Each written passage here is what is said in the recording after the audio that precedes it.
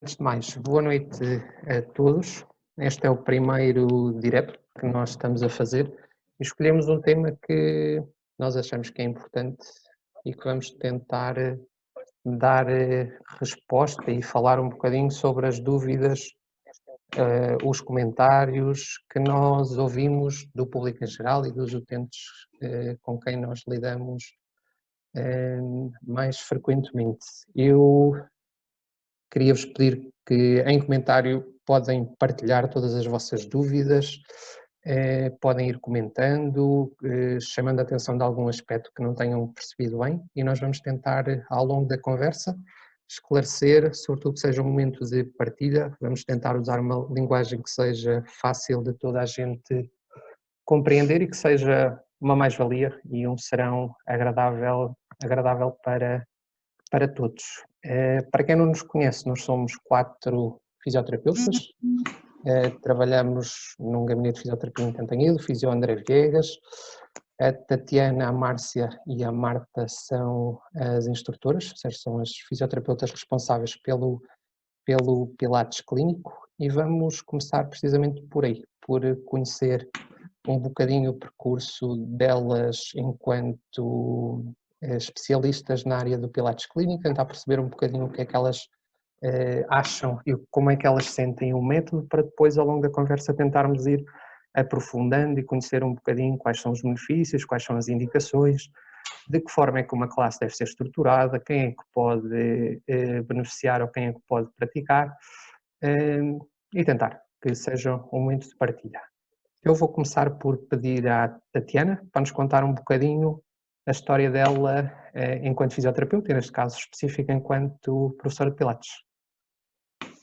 Ok, boa noite a todos. Antes de mais, é um prazer estar convosco aqui. Falando um bocadinho então do meu percurso, eu sou fisioterapeuta desde 2010, tirei o curso na Universidade de Aveiro, na Escola Superior de Saúde. O Pilates, a nível do Pilates, ele começou de uma forma muito peculiar.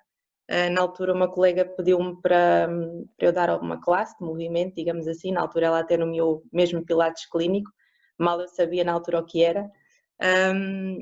E entretanto começou a surgir o bichinho do Pilates clínico. Eu tive formação com a Bewiser pela APPI. A APPI, para quem não conhece, é um instituto australiano de Pilates e Fisioterapia. É uma referência, acaba por ser o líder mundial a nível da formação nesta área e foi muito interessante. Foram mais ou menos 64 horas de formação geral, portanto, e sendo que 16 dessas horas foram para fazer uma especialização em Pilates pré-natal e pós-natal. A experiência foi muito gratificante, acho que é uma ferramenta que enquanto fisioterapeutas nós podemos usar como complemento à nossa profissão, nomeadamente depois mesmo a nível do Pilates pré-natal e pós-natal. Eu senti às vezes que havia algumas lacunas e que tinha algumas dúvidas, e tirei também a preparação para o nascimento, o que também ajuda a preencher algumas lacunas no Pilates pré e pós-natal. E pronto, acho que é uma mais-valia para todos os profissionais que queiram ingressar na área. Ok, obrigado, Tatiana. Marta, queres nos contar um bocadinho do teu percurso? Sim, então, olá a todos. Eu sou a Marta, licenciei-me em Fisioterapia em 2010 pela Escola Superior de Tecnologias de Saúde de Coimbra. Fiz o primeiro nível de Pilates em 2014, também pela APPI, como a Tatiana, o Instituto Australiano de Pilates e Fisioterapia, e só em 2016 é que completei o segundo e o terceiro níveis de Pilates Clínico também pela APPI, num total de 48 horas de formação. No final de 2019 fiz a formação de Pilates Clínico na Saúde da Mulher, que é uma formação de 16 horas, pelo Instituto Português de Pilates Clínico. A minha primeira experiência no Pilates como instrutora numa classe foi em contexto de ginásio, foi em 2016. Foi uma experiência breve, mas foi muito interessante e muito enriquecedora. No contexto de clínica é mais recente, penso que foi em 2018 que eu comecei a substituir as minhas colegas no Fisio André Viegas corrijo-me se estiver enganada, André, Sim, mas acho parece, que sim. parece que foi ontem, mas já E, passou um tempinho. e só em 2019, em setembro de 2019, é que comecei a seguir as minhas próprias turmas, por assim dizer. Eu decidi fazer a formação em Pilates Clínico porque a área do exercício terapêutico sempre me cativou bastante. E já tinha uma certa curiosidade no Pilates Clínico em particular. Quando eu tirei o curso de fisioterapia, parecia que ainda não se falava muito no assunto, no exercício, no Pilates Clínico como ferramenta de reabilitação, como exercício terapêutico. E a certa altura teve uma grande projeção, começou a haver muita oferta de formação, eu aproveitei e fui explorar essa minha curiosidade e esse meu interesse. Inicialmente com o objetivo só de pôr em prática na minha prática clínica com os meus utentes, como exercício terapêutico, estando longe de saber que então viria a dar as classes de Pilates. E como fisioterapeuta, a meu ver, foi um dos grandes e dos melhores investimentos que fiz enquanto profissional, porque cada vez mais se instiga o empowerment do utente, a sua responsabilização pela melhoria da sua condição de saúde, e isso vai passar impreterivelmente pela educação do utente para a saúde, através da reeducação do movimento, da reeducação da postura e, claro, do exercício. E o Pilates Clínico nisso é muito completo, porque contempla estas três vertentes. Pronto, e basicamente é este o meu percurso. Sim, é uma excelente ferramenta. Resta-nos a Márcia, por último, que também gostávamos de que partilhasses connosco um bocadinho do teu percurso e o que é que significa para ti o Pilates. Ok, então boa noite a todos. O meu nome é Márcia. A minha licenciatura foi pela Escola Superior de Saúde Dr. Lopes Dias, em Castelo Branco, e eu tive contacto com o Pilates num dos meus estágios de quarto ano. Uma das minhas orientadoras dava aulas de Pilates e deixou o bichinho, não é? Por ser um método que nos permite trabalhar além da parte da fisioterapia convencional, permite-nos fazer a transição para o exercício terapêutico, e achei isso uma mais-valia, não só para a prática individual, não é? Com os nossos clientes, mas também depois para poder encaminhá-los para a prática de grupo, nos casos em que isso é possível, encaminhar o mesmo grupo de pessoas. Portanto, a minha primeira formação de Pilates foi logo, eu ainda estava a acabar o quarto ano, portanto estava em estágio, e tirei logo essa formação. Na altura, Pilates para fisioterapeutas, foram mais ou menos 40 horas de formação. Em 2015 comecei então a fazer Pilates individual na clínica onde trabalhava na altura. Depois, em 2018, 17, 18, nessa transição foi quando eu comecei a trabalhar com o André, no gabinete de fisioterapia, André Diegas, e aí comecei a dar não só o individual, mas também as classes de grupo, que se mantêm até hoje. Entretanto, fiz alguns workshops de sequências de exercícios de mat work, portanto no colchão, e atualmente estou a fazer também a certificação pela APPI, como a Tatiana e como a Marta.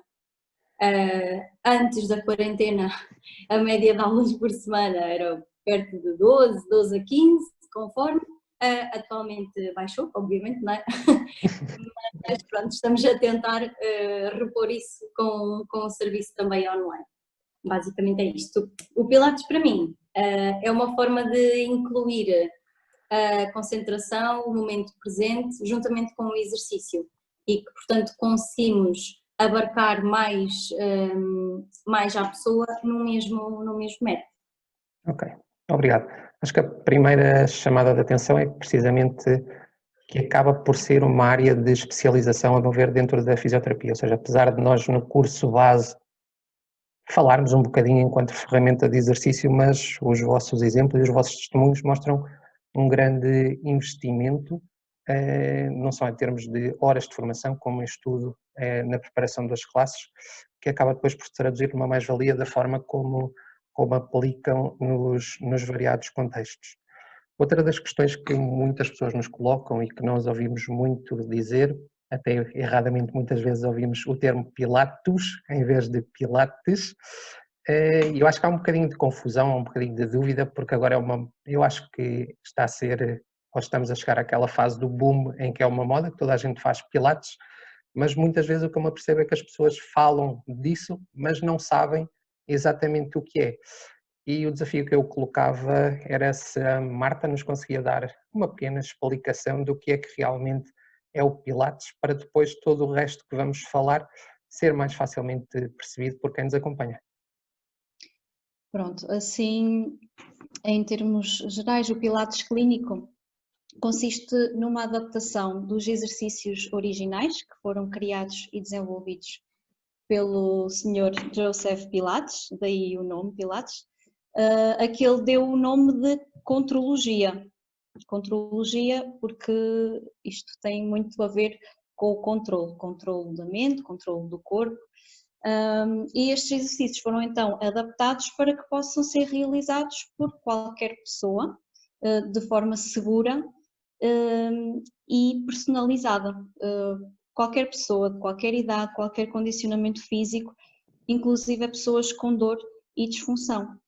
E tem o objetivo de melhorar a postura, aliviar e controlar a dor, entre outros benefícios que penso que vamos abordar mais à frente na conversa. Pode ser aplicado individualmente, pode ser aplicado em grupo e normalmente é ministrado por um fisioterapeuta com especialização em Pilates clínico. Não sei se querem acrescentar alguma coisa, os meus colegas. Acho que para já foi um bom pontapé de saída. Outro dos mitos que nós ouvimos muito, e eu ia pedir um bocadinho à Tatiana para também depois desenvolver um bocadinho essa ideia, é que o Pilates é só para mulheres e sobretudo para mulheres a partir de uma determinada faixa etária, diria mais de 65. Qual é a tua percepção sobre este mito, Tatiana? Sim, acho que é um pouquinho essa ideia que grande parte das pessoas tem, mas o espelho que não acontece é o nosso próprio gabinete, não é? Nós já intitulamos como nosso, nós vemos que existem atletas, digamos assim, jovens, pessoas mais idosas, sim, mulheres, homens, toda uma panóplia da população em si. Nós costumamos dizer que o Pilates clínico é para todos. No fundo, de ativos a sedentários, de gestantes a reabilitados, de adolescentes a idosos. No fundo, é para quem queira fazer uma atividade física sem prejudicar a saúde, visto que o Pilates clínico é adaptado. Por exemplo, os próprios atletas podem acelerar o processo de reabilitação de uma lesão que tenham, podem até prevenir uma lesão, mesmo a nível da população em geral.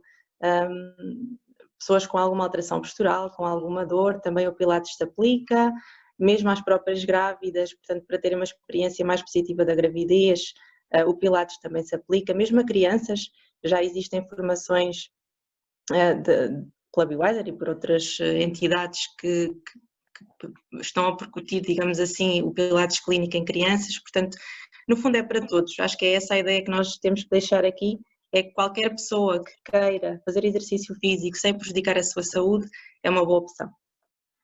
Ok, boa ideia, sobretudo porque também, como já foi dito, o Pilates tem vários níveis de complexidade e pode-se adaptar à especificidade das várias condições que podem aparecer. Eu gostava de pegar noutra ideia que a Marta há bocadinho falou, foi precisamente que quando ela começou a sua prática profissional no Pilates, que foi no contexto de ginásio. Eu aproveitava para perguntar se, Marta, se sentes que há muitas diferenças entre o Pilates que é praticado fora de serviços de saúde, por assim dizer, e o Pilates clínico, que acontece, por exemplo, no nosso contexto de gabinete de fisioterapia. Contasse um bocadinho a tua experiência sobre esses dois contextos, também para ajudarmos a explicar um bocadinho as diferenças. Ok.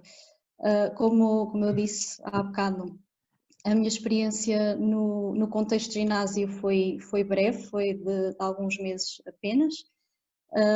Foi muito interessante, foi muito enriquecedor e hoje, olhando para trás, eu consigo ver e perceber e ter consciência de que realmente há algumas diferenças entre o Pilates que é dado num ginásio e o Pilates clínico, que é num contexto de clínica.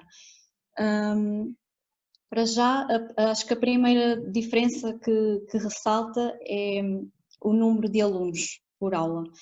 Nos ginásios as turmas são maiores, dependendo também da dimensão das salas, mas regra geral são mais alunos numa classe de Pilates. E isso torna difícil uma das coisas que é suposta no Pilates, que é a correção da postura, a correção dos padrões de movimento. Depois, além de serem turmas grandes, não são fixas. Isto é, hoje vai uma pessoa, amanhã vai outra, isso cria uma grande heterogeneidade dentro daquele grupo e não havendo uma avaliação prévia de cada pessoa, é difícil estar a par da condição de saúde de cada um dos alunos e torna difícil a parte de controlar o que é que cada um deve ou não deve fazer. E pode haver alguém com contraindicação a um certo exercício e nós não estamos a par disso.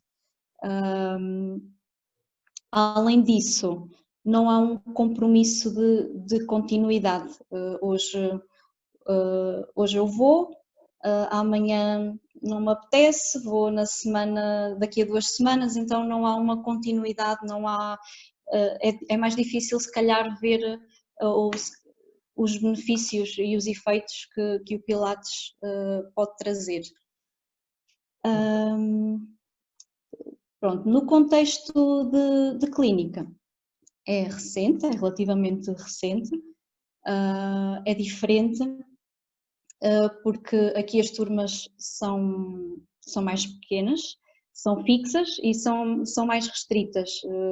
No caso do Fisio André Viegas, são 6 pessoas no máximo por turma e cada um destes alunos é inicialmente sujeito a uma avaliação em que se tenta perceber qual é que é a condição da pessoa, se há alguma limitação, tenta-se perceber os objetivos pessoais daquela pessoa e além disso explicam-se logo os princípios do Pilates, que são muito importantes para haver o efeito que o Pilates realmente pode ter, que é para a pessoa não ir para a aula, para a primeira aula e não perceber nada do que se está a passar, não cair ali de paraquedas. O facto de serem poucas pessoas e das quais nós conhecemos o historial, num ambiente que é mais controlado, por também ser mais pequeno, por ser supervisionado por um fisioterapeuta, que também já tem na sua base de formação outros conhecimentos de anatomia, de biomecânica, facilita o processo de análise e correção de posturas, dos padrões de movimento, saber o que é que determinada pessoa pode ou deve ou não deve fazer e adaptar consoante o caso que temos à frente. E desta forma podemos ir de encontro aos objetivos dos alunos, quer seja melhorar o seu condicionamento físico, manter um estilo de vida mais saudável através da prática de atividade física e, claro, o alívio da dor e o controle da dor de uma forma mais natural, sem recurso a tantos medicamentos, se for o caso. Obrigado, Marta. Eu aproveitava também para colocar a mesma questão à Márcia, porque a Márcia tem a curiosidade ou o desafio de, neste momento, estar atualmente a lecionar as aulas nos 2 contextos, de clínica e de ginásio. E também te pedia para partilhares connosco um bocadinho da tua experiência, se vai ao encontro do que a Marta acabou por referir, se notas outros aspectos. Conta-nos um bocadinho da tua experiência. Ok, então a nível de Pilates e ginásio, concordo com a Marta. É um bocadinho difícil, uma vez que não temos a avaliação inicial, nós conseguirmos gerir ou adaptar mais intuitivamente e mais facilmente os exercícios das aulas é um desafio, para além de que às vezes turmas de 10, 12, 15 pessoas torna difícil gerir as correções, dar a volta a todos, ou estamos demasiado tempo no mesmo exercício, ou mudamos, mas no acompanhamento ideal. Um dos casos que eu acompanhei, por exemplo, foi uma aluna do grupo, e que por acaso era uma aluna regular, todas as segundas-feiras ia à aula. Ela caiu e fez uma lesão de cóccix, nada de grave, mas grave o suficiente para, por exemplo, exercícios em que que estávamos na posição de sentados, ser um desafio para adaptar os exercícios. Claramente que eu não tive tempo de preparar isto para a aula, porque quando lá cheguei é que soube do contexto, não é? E portanto isto condiciona um bocadinho a dinâmica da aula. É óbvio que tudo se faz e conseguimos adaptar, e por isso é que temos uma especialização na área, não é? Por isso é que nos dá esta estaleca, basicamente. Mas pronto, é um desafio, claro que sim, concordo com tudo que a Marta disse, principalmente por esta situação de um caso clínico que merecia um acompanhamento diferente e que não foi possível fazer porque estávamos em contexto de ginásio. Ok. De seguida, outro aspecto que também me parece importante, sobretudo na comunidade e no próprio foro da fisioterapia, cada vez ouvimos e cada vez há mais estudos nesse sentido de que a abordagem deve-se focar e deve ser sobretudo centrada em aspectos educativos e em aspectos de exercício. E a questão que eu também gostava que vocês refletissem um bocadinho era qual era para vocês, enquanto fisioterapeutas, a mais-valia da ferramenta Pilates Clínico na nossa própria intervenção enquanto fisioterapeutas. Além de ser uma ótima ferramenta de reabilitação, como já dissemos várias vezes, tem ótimos resultados, há estudos também que o demonstram. É também uma abordagem diferente e acaba por ser divertido para a pessoa que o está a fazer, para o utente.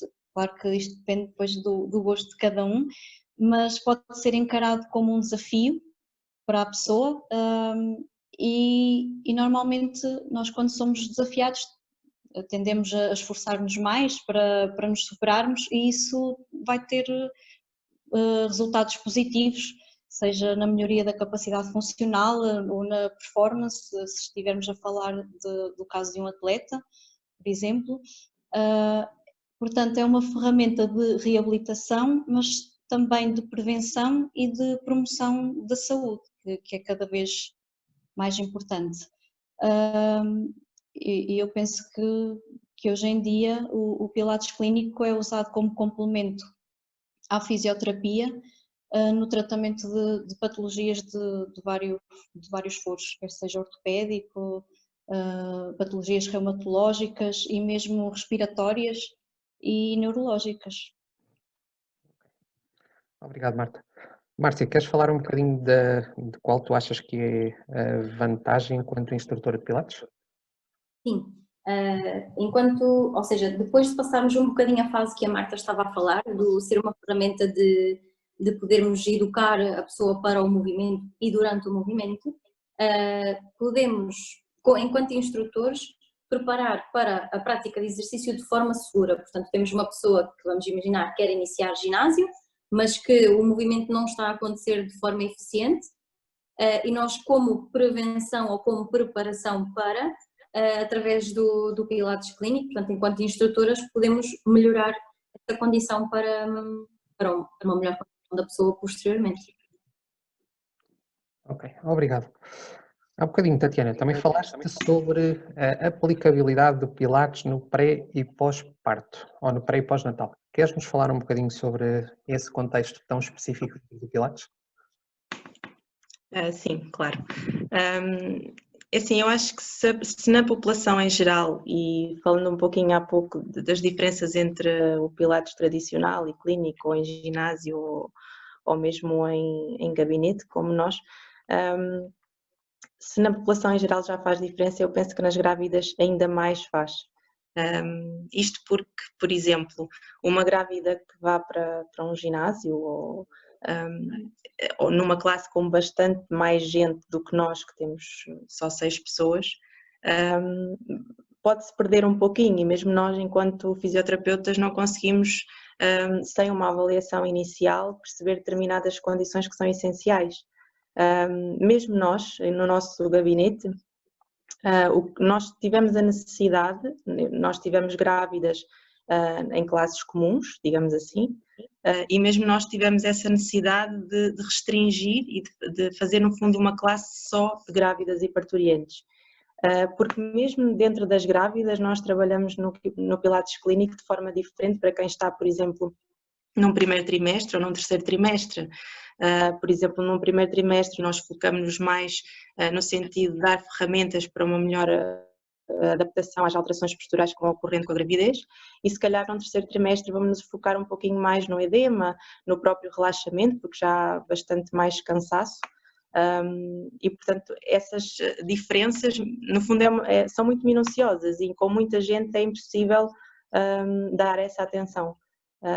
Portanto, mesmo nós, enquanto classe de 6 pessoas, tivemos a necessidade de restringir só uma classe de grávidas, e mesmo elas entre si sentem-se muito mais seguras porque vão opinando umas com as outras e vão tirando dúvidas, o que se calhar numa classe normal de 6 pessoas isso não surgiria, quanto mais 12, 15 e 20. Obrigado. Outra das coisas que também ouvimos falar muito são dos tais princípios do Pilates, e que muitas das pessoas também, quando falamos, não fazem a mínima ideia de que é que são esses princípios e nem sabem que esses princípios existem. E sendo este direto, sobretudo com um objetivo educativo, acho que também era útil falarem um bocadinho sobre que princípios são esses, o que é que realmente eles significam e qual é basicamente o seu significado, porque podemos falar de respiração, concentração, centro, fluidez, controle, precisão, integração isolada, rotina. Em que é que isso realmente se traduz? Então, os princípios do Pilates são 8 e antes de mais é importante dizer que nenhum deles é mais importante do que outro. Um não vem em primeiro e o outro vem em segundo, não, eles funcionam em conjunto, como um todo, e só respeitando e pondo em prática esses princípios durante a execução de um exercício ou durante a aula é que podemos ver os resultados do Pilates na sua plenitude. Então eu vou começar por falar sobre a concentração, porque o Pilates é um treino corpo-mente, ao contrário de outras modalidades em que a mente pode desligar-se. No Pilates isso não acontece, devemos focar-nos no momento presente, não basta executar um movimento ou imitar aquilo que a instrutora está a demonstrar, não, há que se focar realmente no que se está a fazer, concentração nos movimentos, concentração na respiração, porque só assim conseguimos um correto alinhamento e aumentar a consciência corporal, que é o que se pretende neste método. Depois temos a respiração, que parece um conceito tão simples, que o fazemos a todo um instante, a todo segundo, mas no Pilates também não basta só respirar, tem de se respirar corretamente, e uma respiração correta não só ajuda, aumenta a capacidade de captar o ar pelos pulmões, o que vai reduzir a sensação de fadiga, de esforço durante os exercícios, aumenta o rendimento da atividade. No Pilates, a respiração é uma respiração específica, que é lateral torácica, em que a nossa caixa torácica expande lateralmente na inspiração, e deve ser feita da seguinte forma: inspira-se pelo nariz e expira-se pela boca, e é coordenada com o movimento que estamos a fazer, sendo que a expiração normalmente é feita num movimento que causa maior instabilidade lombopélvica, como por exemplo quando os braços afastam do tronco, e inspira-se num movimento contrário, em que os membros aproximam do corpo, há menos instabilidade lombopélvica, ou para iniciar e preparar um exercício. Depois temos o centro, ou a centralização, que, como o próprio nome indica, quer dizer trazer a consciência ao centro, ou ao core, que é o conjunto dos músculos mais profundos que ajudam a estabilizar o nosso tronco. Estes músculos estão preparados para, ou se forem fortes o suficiente, devem contrair milissegundos antes de qualquer movimento acontecer.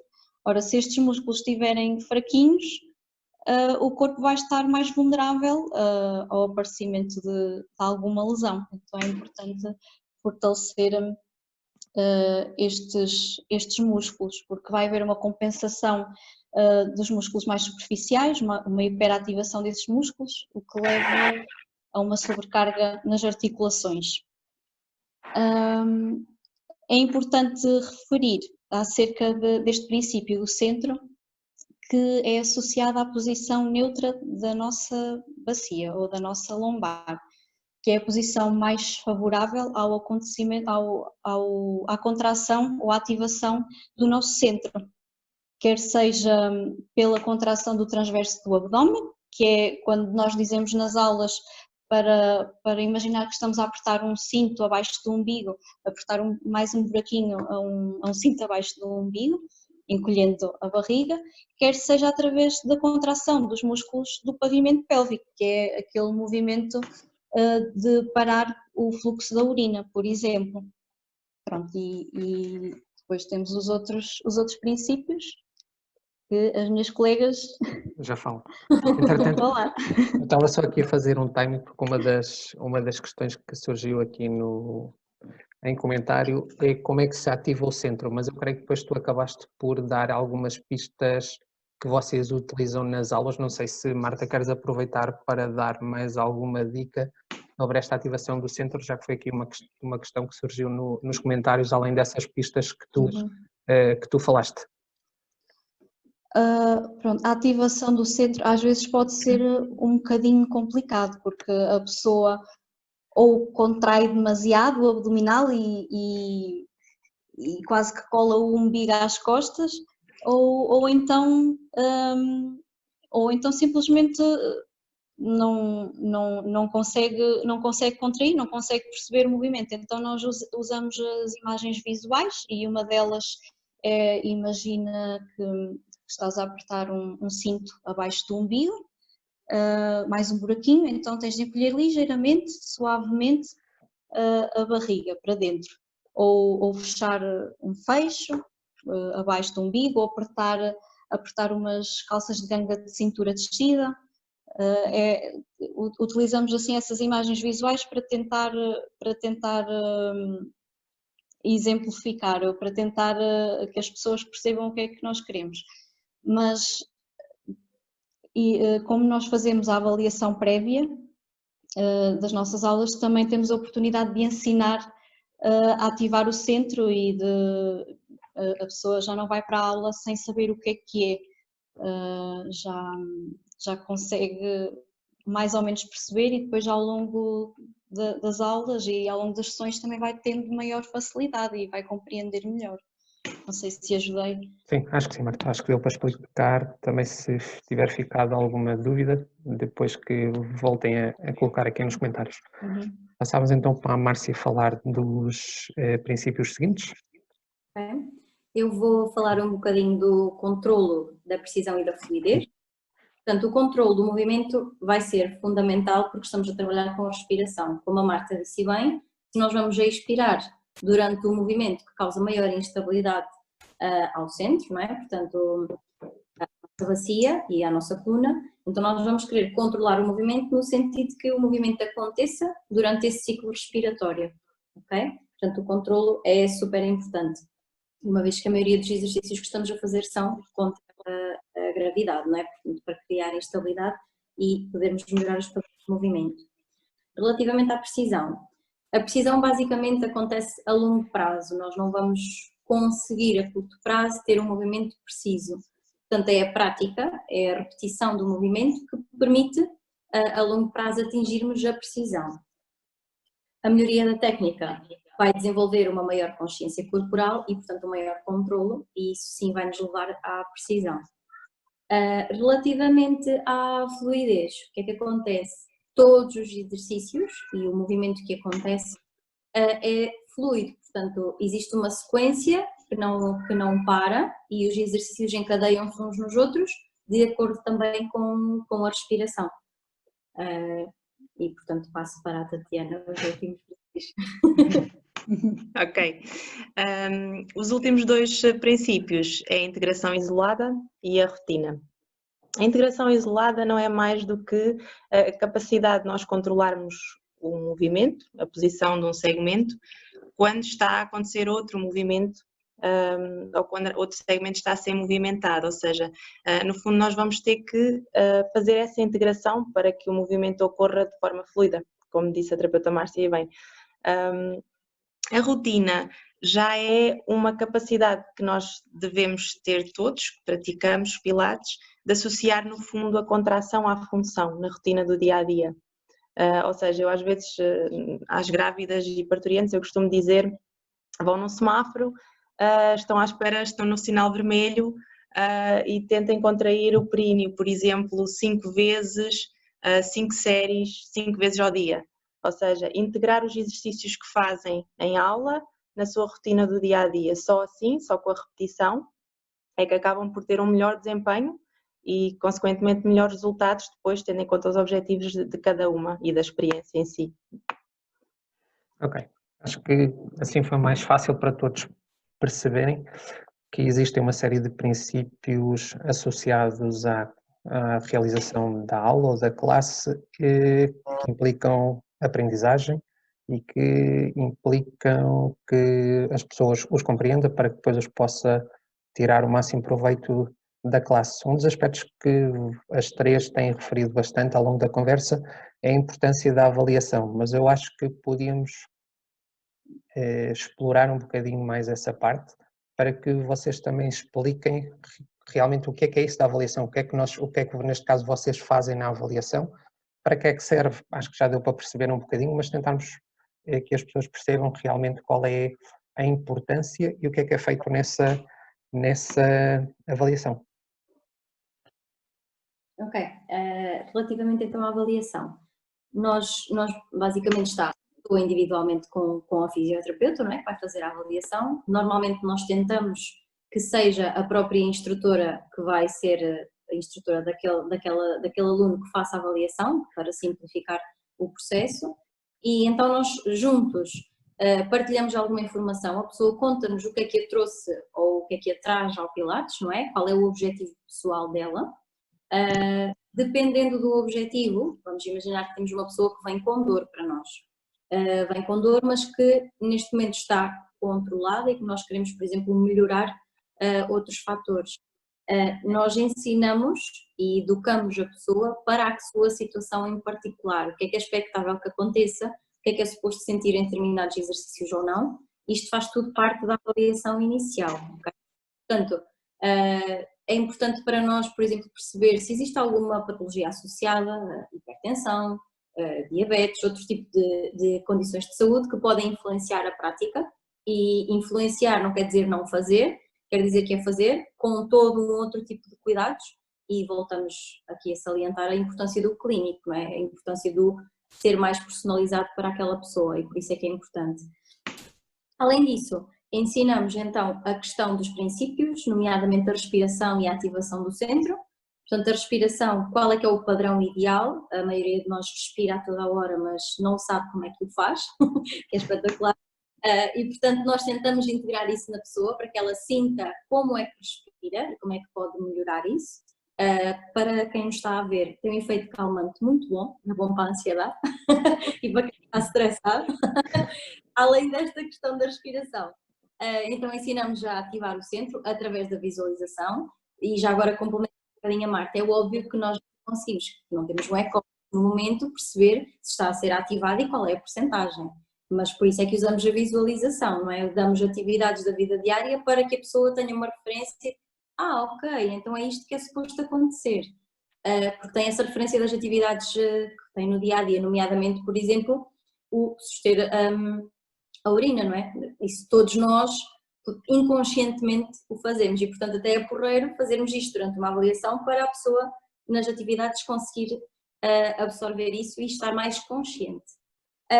Além disso, explicamos os alinhamentos que são necessários nos exercícios, nomeadamente a posição da bacia, como a Marta já falou, portanto a posição mais favorável para o movimento, e no final, depois destes conceitos estarem integrados, simulamos uma aula de Pilates. Aliás, nós não simulamos, nós fazemos mesmo, só que a pessoa está sozinha e para não ir para a aula de grupo sem qualquer experiência, portanto pelo menos a pessoa vai com uma ideia de que ok, tive uma aula individual, em grupo será mais ou menos isto que eu estou à espera de encontrar. Isto é importante, por exemplo, e voltando há bocado ao contexto de ginásio, já aconteceu virem pessoas aconselhadas por um médico, por exemplo, um médico de família a praticar Pilates, e as pessoas vão ir bem à procura e encontram num ginásio onde tem muitos outros benefícios para a sua condição, mas que depois entram ali de paraquedas, tipo, ok, ativa o centro, o que é ativar o centro? E pronto, mais uma vez só para reforçar que a avaliação inicial é mesmo importante para a prática de Pilates. Obrigado, Márcia. No caso específico do pré e pós-natal, Tatiana, qual é a importância desta mesma avaliação? Eu diria que é essencial mesmo, mais ainda penso eu, mas no fundo acaba por ser muito importante, porque para já nós temos que conhecer as contraindicações de realizar o Pilates clínico. Existem contraindicações absolutas, existem contraindicações relativas, mas para além de conhecermos o objetivo da pessoa e o próprio historial clínico, esta parte é muito importante. Eu até posso dar um exemplo, nós temos uma utente em clínica neste momento, que começou nós por norma na avaliação inicial medimos a tensão, temos essa necessidade para depois controlar os níveis durante a gravidez. E esta utente em particular começou com alguns níveis maiores de tensão arterial e, portanto, nós pausámos logo as aulas, porque acaba por ser uma contraindicação relativa, e para perceber se ela tinha depois pré-eclâmpsia, que é uma contraindicação absoluta, e só com a avaliação individual é que nós vamos perceber todas essas contraindicações. Para além disso, é essencial para dizer à grávida os sinais de alerta que tem que ter durante a realização da aula. Por exemplo, a fadiga extrema, uma palpitação, um cansaço desmesurado, uma falta de ar, portanto é importante que ela sinta e que saiba quais são esses sinais, para caso os sinta na aula, parar. E mesmo ao longo da gravidez, ter noção se alguma coisa se altera, para nós percebermos o seguimento. Depois, para além disso, por exemplo, uma grávida é importante saber o tempo de gestação, para conseguirmos adaptar melhor os exercícios. É essencial, por exemplo, numa parturiente, saber o tipo de parto, se houve complicações, se não houve. São determinados aspectos que são essenciais para, efetivamente, nós conseguirmos acompanhá-la como nós queremos, de forma segura. Basicamente é, a nosso ver, um elemento fundamental para que se possa tirar o máximo proveito e a máxima segurança depois do trabalho que se vai fazer, seja em aula individual ou em classe em grupo. Outra das questões que colocaram aqui em comentário é, nesta fase, como é que nós estamos a fazer a avaliação? E eu se calhar pedia à Márcia, que tem feito alguma das avaliações neste período de maior confinamento. Isso não quer dizer que nós deixamos de fazer Pilates. Queres contar um bocadinho como é que é agora, ou como é que tem sido a avaliação nestes últimos 2 meses? Sim. Então é o seguinte, a primeira parte da avaliação é exatamente igual, não é? Portanto, a pessoa conta-nos a história dela, qual é a necessidade, o que é que procura e quais são os objetivos com o Pilates. Okay? Portanto, isto é feito em videochamada, claramente. Os princípios são explicados na mesma. O treino respiratório, de que forma? Para já intensificamos e melhoramos os comandos verbais e através dos comandos verbais também tentamos encontrar estratégias de melhor visualização, Por exemplo, aquela questão que a Marta estava a dizer há pouco, do padrão costolateral na respiração, e para quem não sabe, vão aprender já, que é, nós colocamos as nossas mãos, por exemplo, nas últimas costelas, ok? E o que nós pedimos à pessoa é para sentir que as últimas costelas abrem e sobem. Ao mesmo tempo, nós estamos a ver se isto acontece ou não na câmara, não é? Portanto, a câmara é posicionada de tal forma e nós conseguimos ver se o movimento acontece. Uma outra visualização que damos é que, por exemplo, o movimento das costelas faz como se fosse uma cortina de um teatro. Portanto, ela abre e sobe e volta e desce. Okay? Portanto, no que toca à visualização e à garantia de que a avaliação é bem feita, temos esta questão, melhoramos comandos verbais, melhoramos visualização e estamos mais tempo com a pessoa para garantirmos que nós conseguimos ver que o movimento está a acontecer. O mesmo acontece com os exercícios. Nós explicamos todos os exercícios na mesma e pedimos à pessoa para reproduzir exatamente a mesma coisa. Acontece em alguns casos, nós repetimos o mesmo exercício, por exemplo, 2, 3, 4, 5 vezes, até a pessoa perceber o que é preciso fazer e até nós vermos que esse movimento acontece. Por exemplo, e só para contextualizar, num exercício em que estamos deitados de barriga para cima, num colchão, há um exercício que é, por exemplo, overhead reach, que é nós temos os braços esticados em direção ao teto e nós queremos subi-los na direção da cabeça. Não é suposto as nossas costelas, por exemplo, descolarem, é suposto elas manterem a posição e isolarmos o movimento do ombro, ok? Portanto, nós vamos pedir à pessoa, por exemplo, ou para posicionar a câmara naquela posição, para conseguirmos ver melhor se há realmente movimento das costelas ou não. A própria pessoa pode nos dizer se sente ou não, podemos dissociar mais o movimento e em vez de fazer com os 2 braços, com a outra mão está, por exemplo, nas últimas costelas e percebe se há algum movimento ou não, portanto aumentamos a consciencialização da pessoa para o movimento. E nós vamos falar mais um bocadinho à frente sobre essa questão de algumas pessoas que preferiam online e acho que vai ficar mais perceptível também. Se houver mais alguma dúvida, depois também a gente pode esclarecer. Não é, este período de maior confinamento não é pretexto e nós não paramos, só nos adaptamos à forma como fazemos as coisas, mas continuamos a poder fazê-lo de uma forma que seja o mais sensível e o mais fácil possível para a pessoa poder beneficiar. Eu passava agora para o próximo tema, que quando falamos em método de exercício, ou como uma ferramenta de exercício, há toda uma estrutura e todo um planeamento por trás. E eu ia pedir à Marta para falar um bocadinho sobre isso, qual é a estrutura da aula, o que é tido em consideração, não é feito de forma aleatória e anárquica a própria sequência da aula. Ok, pronto, a aula de Pilates é estruturada em 3 partes.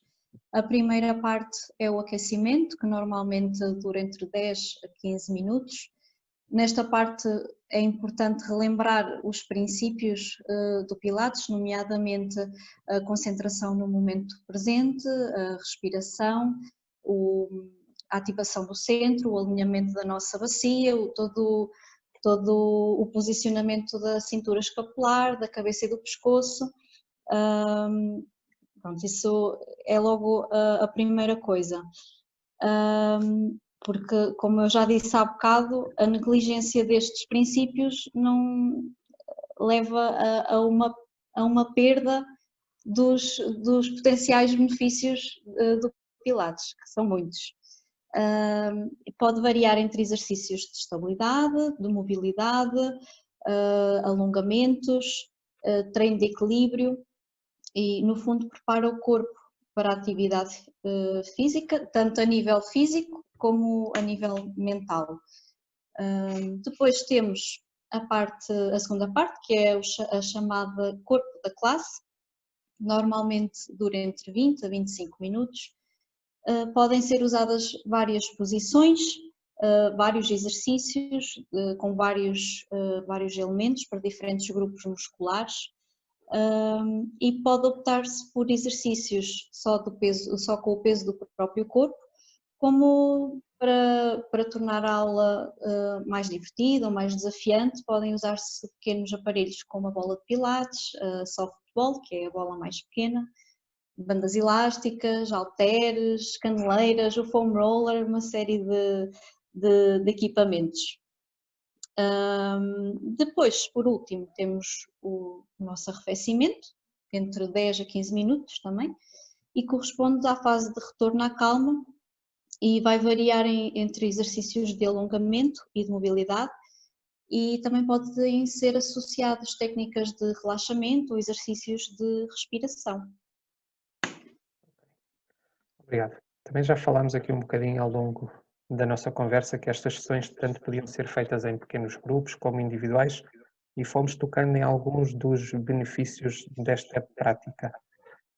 Mas se calhar podíamos agora tentar organizar um bocadinho mais, sobretudo a parte dos benefícios, para ficar um bocadinho mais claro para quem nos ouve, tanto na população em geral como na população do pré e pós-parto.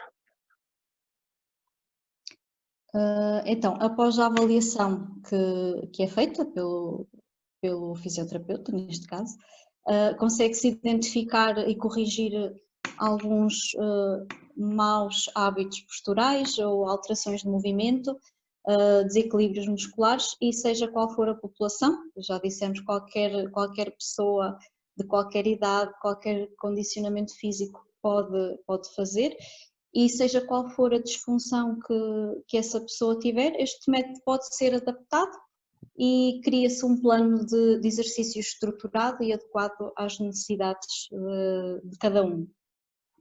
E essas necessidades vão alterando também ao longo das sessões, ao longo das aulas, porque o estado também vai evoluir. Pronto, em relação aos benefícios, já fomos dizendo alguns durante a conversa, eles são muitos. Logo, o primeiro, temos o alívio e o controlo da dor, a melhoria da capacidade e autonomia funcional, a melhoria do equilíbrio, quer do equilíbrio estático, quer do dinâmico, a melhoria da própria percepção, da coordenação motora, a própria consciência corporal. Tudo isso vai diminuir grandemente o risco de queda. Por exemplo, se estamos a falar de população idosa. Depois aumenta a flexibilidade, melhora e fortalece a musculatura, tanto a superficial como a profunda. E depois, em termos de resistência, há uma otimização da respiração, portanto, melhoria da resistência e do endurance, aumenta a tolerância ao esforço, diminui a percepção de fadiga, mais a melhoria da composição corporal e do condicionamento físico, tem ainda um impacto positivo sobre a ansiedade, a depressão, a qualidade do sono e, no fundo, dá sensação de bem-estar, aumenta a sensação de vitalidade, aumenta a qualidade de vida e, basicamente, melhora a percepção do estado de saúde geral. Pronto, eles são muitos. Obrigado, Marta. Tatiana, no teu caso mais específico. Certo. Também são alguns benefícios e repartindo um bocadinho pelas diferentes fases, é assim, nomeadamente na gravidez, no início da gravidez, acaba por conferir à grávida uma experiência mais positiva da própria gravidez em si, diminui a ansiedade, diminui o stress, permite, por exemplo, diminuir a incidência da diabetes gestacional. Portanto, tem uma série de benefícios na própria experiência da gravidez em si. Depois, no próprio parto, melhora efetivamente a preparação para o trabalho de parto. Muitas das vezes o parto não há instrumentalização, ou seja, evitamos que isso aconteça, previne também complicações que possam ocorrer a posterior. Mesmo no pós-parto, também ocorre uma diminuição da incidência da diástase, ou seja, aqui é importante desmistificar um bocadinho que a diástase pode acontecer. A diástase, para quem não sabe, é o afastamento dos músculos retos abdominais, pelo crescimento da barriga é normal que isso aconteça. Agora, com o Pilates pós-natal, o que nós podemos oferecer à grávida é uma melhor recuperação.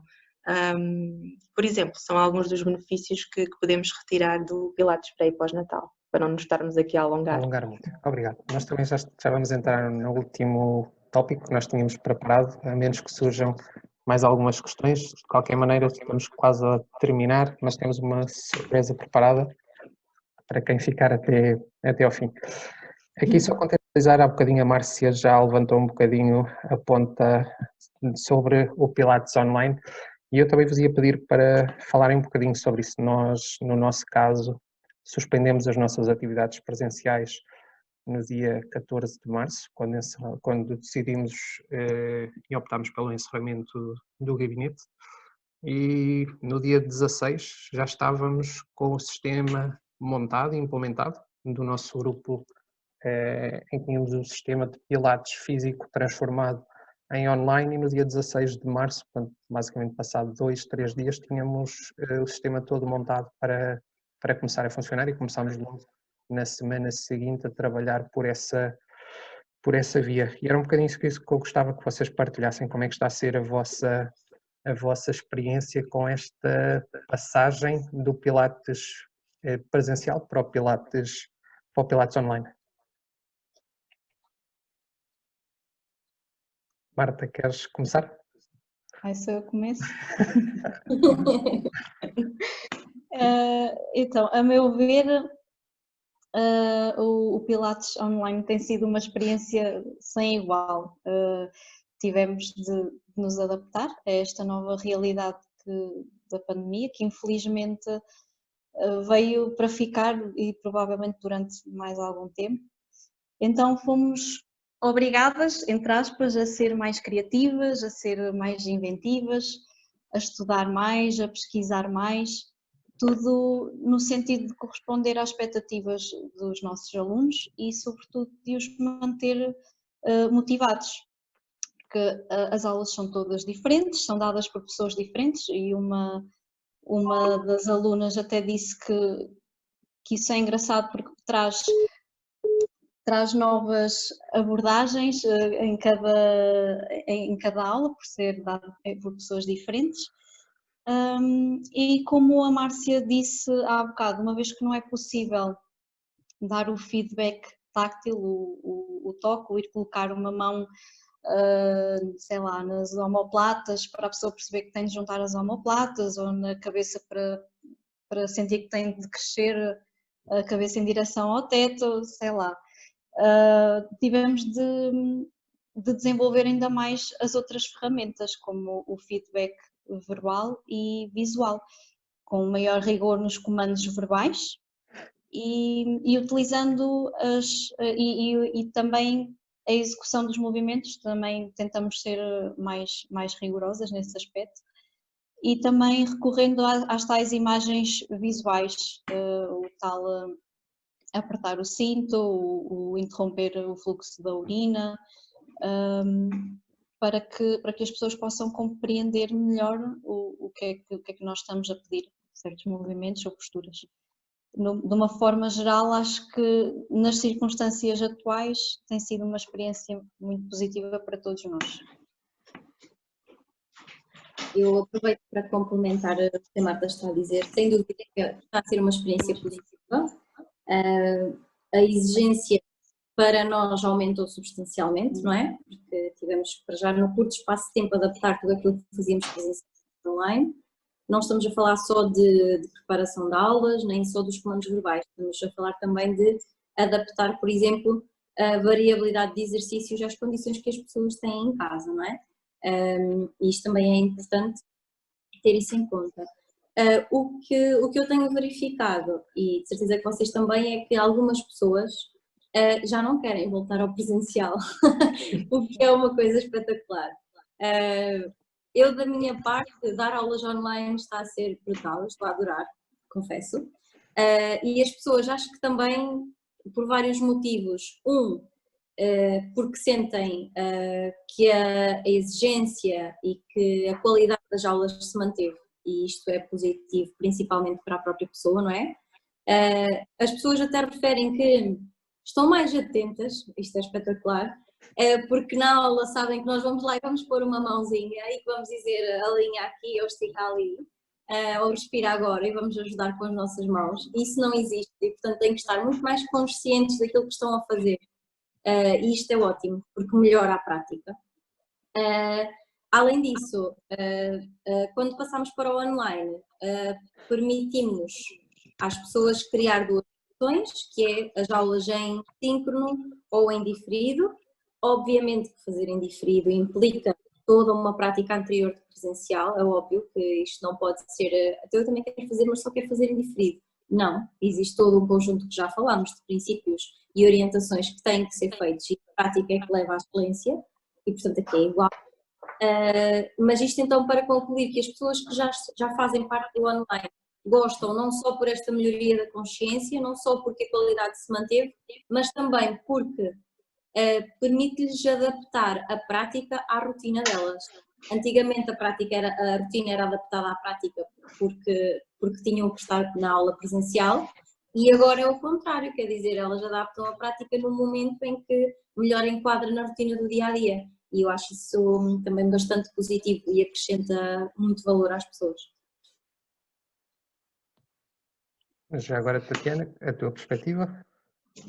Sim, assim, eu acho que tem sido fantástico e, por exemplo, a nível de acompanhamento, eu acho que tem havido um maior e melhor acompanhamento.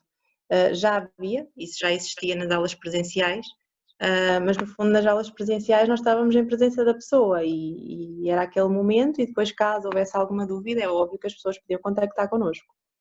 Agora o que eu acho é que a qualquer momento nós estamos disponíveis para a pessoa e qualquer dúvida que tenham, de imediato nós respondemos, porque lá está, também como não estamos presentes, estamos presentes de outra forma e mais tempo e melhor. E efetivamente tem sido muito bom e desde já obrigada a todos que também os que nos seguem e os que estão a fazer Pilates Clínico connosco. É uma experiência, nomeadamente na minha parte do pré e pós-natal, tem sido muito interessante a comunicação que se cria e lá está, mesmo este acompanhamento de, por exemplo, uma grávida me dizer que não tem dores no final do trimestre ou mandarem uma fotografia dos bebés, que eu digo que são os bebés do Pilates, ou por exemplo uma grávida que teve o bebé e diz que o trabalho de parto foi maravilhoso e rápido e lá está, é isso que nós levamos também e está a ser muito bom. Ok.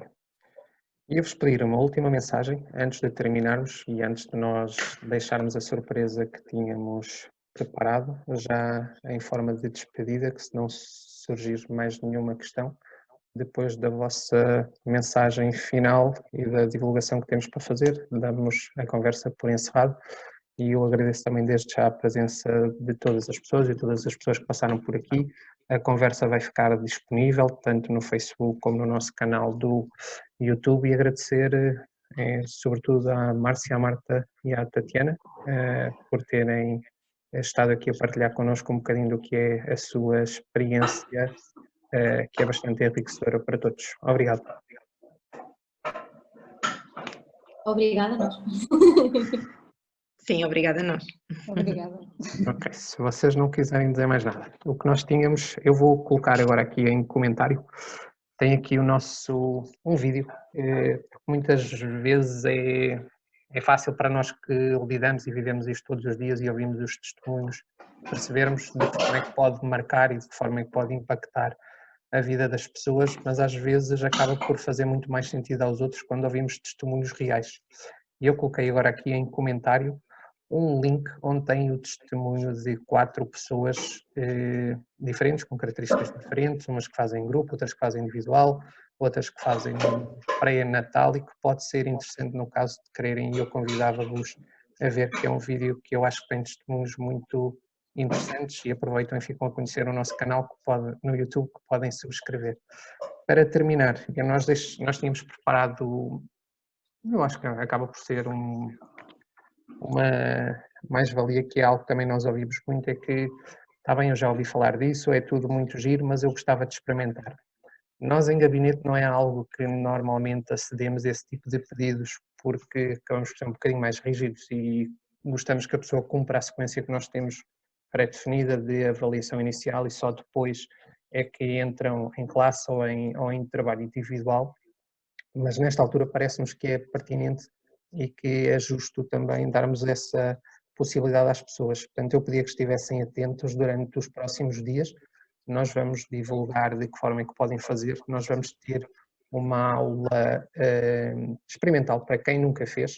Vai ser, obviamente, uma aula online, limitada, porque não podemos ter muita gente, porque senão não conseguimos controlar e dar o apoio necessário. Portanto, as vagas vão ser limitadas. Nós vamos divulgar durante a semana de que forma é que o podem fazer para que quem nunca tenha experimentado e gostava de experimentar o possa fazer de forma completamente gratuita, ter uma primeira experiência e um primeiro contacto com o método e, sobretudo, com esta nova forma de o fazer, que é pela via online.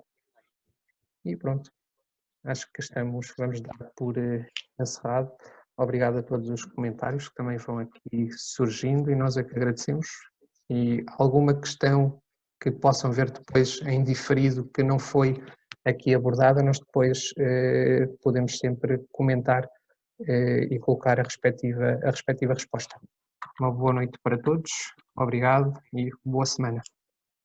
Boa semana, Boa obrigada. noite. Boa noite.